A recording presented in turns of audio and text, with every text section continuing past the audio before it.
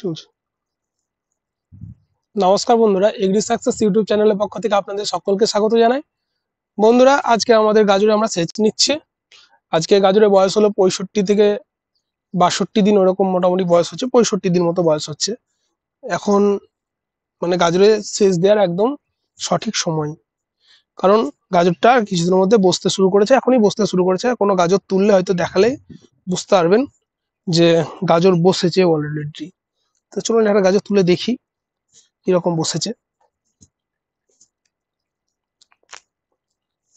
এখন কেবল বসতে শুরু করেছে, মানে আর কিছুদিনের মধ্যেই গাজরটা কিন্তু বড় হবে। বেশ ভালো মানে বসেছে, সাইজও ভালো হয়েছে। তো বন্ধুরা, সেচ আজকে দেব।